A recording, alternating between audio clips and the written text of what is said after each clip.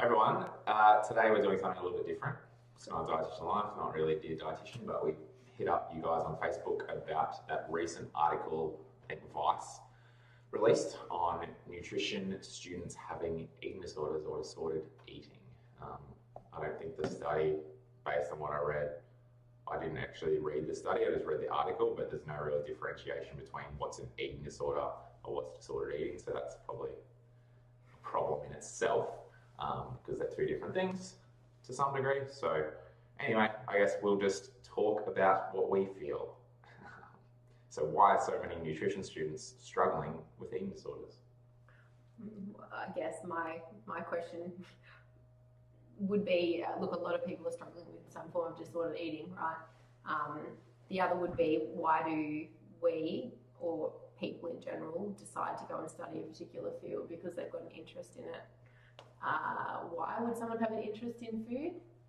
Well, case one.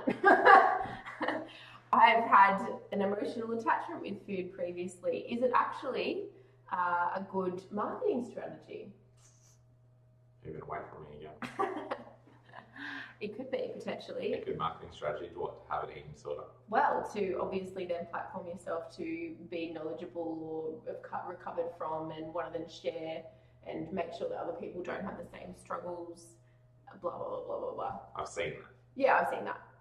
That's People just my thought on it. Yeah, and absolutely it would be the same. So, for example, someone in her family has a disability, and then someone within that family decides that to showcase that or prevent other people from having the same issues, and they get into that field or they create a business to fix the problem, blah, blah, blah. So I assume that that's part of it. Well, I think the sports nutrition aspect as well is like if someone's in sports nutrition, they've done a triathlon or they've won a triathlon, people want to come to them because they've got practical knowledge as well as whatever. Like eating disorder, do you have practical knowledge? It's not really a good space, to be honest. Like, but it's just like saying that someone who has diabetes needs to see the dietitian who's had diabetes. Like, I think it goes. But this is completely different. This is emotive, pulling at the heartstrings. This is Instagram, social media 101. It's attaching with people that have been there, done that. This is something a little bit different to, I've run a marathon, therefore I can give you advice. It's not something you'd recommend. Getting an eating disorder? No. So why are so many people struggling with it? I think it's a bit of chicken and the egg. Which one came first? Yeah. Because a lot of the time people who have disordered eating or disordered eating tendencies are already, as Peter said, obsessed with food or emotive about food, and they get into it because they enjoy it. Then there's the opposite of, once you start reading more about food, knowing more about food, then you become more conscious of what you're actually having. And then if you let that go too far, then you can become disordered eating. I don't think it would necessarily get to an eating disorder at that point, but it'd be more disordered eating in terms of like, most dietitians will know exactly what they're eating most of the time in terms of calories or things like that. And they know how to offset things. It becomes what part and when does it become disordered versus you're being careful about making sure you're not overeating.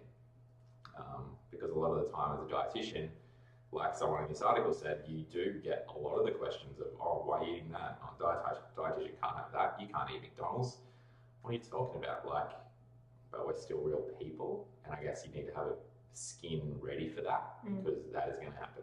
100%. And I think at university we are vulnerable, we're stressed out, there's a lot going on, we have to travel, we have to study, we have to probably work as well. On top of that, I think generally students can be quite a vulnerable bunch of people because there's a lot going on. And then on top of that, you add in the psychological effect of someone going all the time. It's obviously going to play a part in some people, but I think we've already alluded to it before around nutrition students or dietitians in general having those traits which are necessary to actually develop an eating disorder. There has to be some sort of background from it, but I think even just being vulnerable, being stressed out can be one of those things on top of perfectionistic traits to be a trigger. Because it's quite hard to develop. It's actually quite hard to eat less and starve yourself. It's actually a really hard thing. So generally those people are very smart and very determined because there has to be a lot of thought process in that, and obviously there's a lot of background thought all the time. So it's that vulnerable person, add in the stress of going to uni, then add in the stress of obviously food, and then knowledge about food, and then obviously one can do that. I was talking about this the other day with someone, a student actually, just about the whole nutrition cohort now. So when we went through, like nutrition wasn't as popularized as what it has done since. There was less. There were still fad diets, but there might be one a year versus 6 or 7. And then they weren't widely publicised in terms of Instagram and Facebook and that of that nature because it didn't exist then. And now it does. People are more conscious of it and then more conscious about how they look and how they appear and then what their food looks like and then what they look like with the food. And a lot of, as we see when we're looking at Instagram, we're seeing nutrition students with their own Instagrams and they're posting pictures of their bodies as well as their food and raising their profile. That becomes additional weight to you thinking, oh, I need to do that because if I don't do that, I won't be successful, or I can't gain weight or. So do you think there's reality in that? Yes, because we live in a society which is predicated on beautiful people get more money. That is, I think it's been researched that that's the case. And then with the current, everyone can kind of be famous through social media or get somewhat a bit of fame through that. So then that kind of fuels the fire. Again, chicken or the egg. Would it have happened without the social media? I would say less would have happened. But at the same time, like, it still comes down to you as a person and how you kind of the confidence that you have. And I guess people just want to be like you as well. And if you've got your clientele coming in and you are, we've talked about this before, you don't want to go and sit there and your doctor's sitting there smoking a cigarette telling you to quit. No.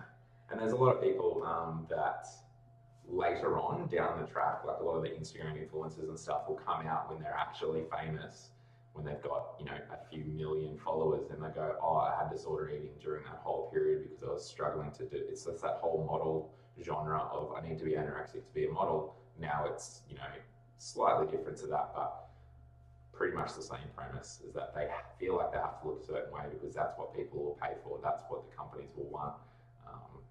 So it's, yeah. And I feel like there's a massive amount of that's true as well. It's been publicised already, so it's the celebrities and the trainers who got fat when they were pregnant and then used that as leverage to say, look, I can show you how to lose weight on my program, I'll get super fat, which they did, and now that's leverage, and now they're being able to bring it on the mums and show them it's okay. So, but it's the same thing. It's a huge issue. We obviously, males not so much in the industry, you can tell me yes or no, but women feel probably a lot more pressure than the men do in this space, and there's a lot more women. You don't find that many men with eating disorders, but it's possibly, a version thereof, but the opposite way. Especially when you want to be, gainers, get super, I'm sure that people that we know have a tendency to possibly get to that point if they go too far. But I think it's the obsession of, like me being a sports dietitian, I'm tiny compared to dudes who want to get big. So I have less buy-in or less pull because I think, oh, he's not big, so he mustn't know how to get me big. And people make comments as well. I've had a number of clients come to me at times and to make comments about the dietitians that they've seen who I know who they are, that they didn't really take seriously or didn't want to be in the room with because they were obviously a lot larger than they should be.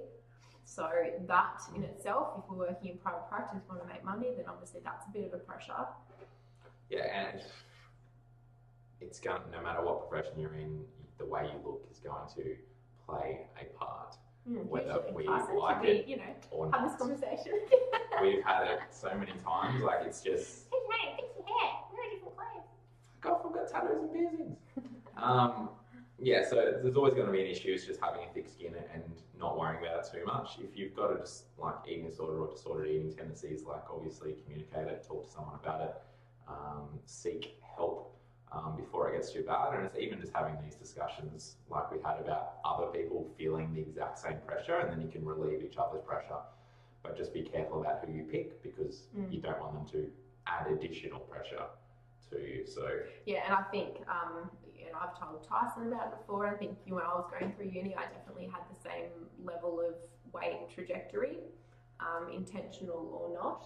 And as you get older, you just become a little bit more mature in your thought processes, and sometimes standing back and you kind of go, okay, yeah, righto, that's what was happening. It's really hard to identify that when you're in it, because you don't really see it being an issue, or other people around you are doing the same things. But then, say 10 years go back, reflect on it, thinking, oh, okay, yeah, probably there wasn't some great things going on there, but well, I didn't have anyone to talk to about that. No, and a lot of the time you won't feel like you can. Yeah, or you think that it's actually, again, the same thing, it's going to be seen as being a bad thing.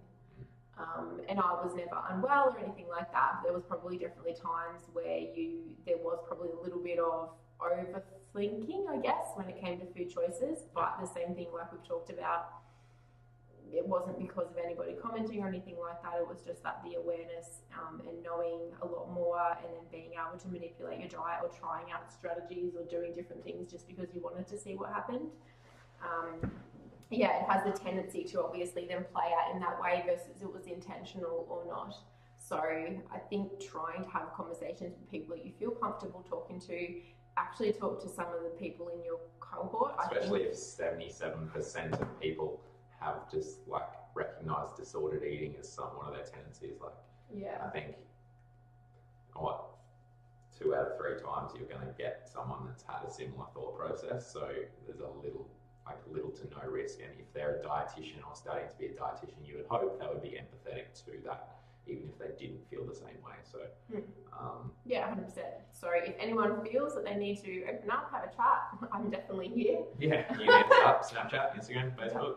Yep. Go for it. But yeah, I don't know. Like I think overall it's chicken or the egg, and then it's just seeking help bringing it out and having a conversation about it, dealing with those thoughts. The worst thing you can do is obviously just let it mull in there and stew about and think that everybody else is the same or it's just normal. Sometimes bringing it up is a really good thing. And if you can't bring it up to anybody, then obviously seek external help. But yeah, I think we talked a lot about, I guess, the weight. We're talking more about thin people looking to get thinner. But I think people that are slightly larger would have different pressures on them. And, you know, I never had that pressure because I'm just thin. But like, I know that some people would have that pressure. So it's just going to be one of those things you have to deal with in the profession. Just like if, you know, now we're used to seeing overweight doctors because they're all old, but most of the young ones you see are quite thin and healthy, and it's a different kind of cohort just based on the society and what we're going through. So yeah, you've just got to build that skin, and you've got to be able to deal with those thoughts and those comments, and just make sure if you're a boss practitioner, no one's going to give a shit what you look like, but it's just getting them over the line initially is what's the hardest thing. But if you can get them on board to just trust you, and then you actually get them results, then it's like all good. And that's how I work well with some sports clients, that they initially have that, oh no, just like, look mate, I don't want to be like that, but I can get you there, no problem. And then when they do, they're like, all right, yeah, knows his shit. So I think it goes the same thing hand in hand as you as a dietitian. No matter what you look like, if you've got good skills, you'll be successful. It just might be a little bit of a harder road. Thanks for watching. Let us know what you think. Hit us up in private or in the comments if you want more info.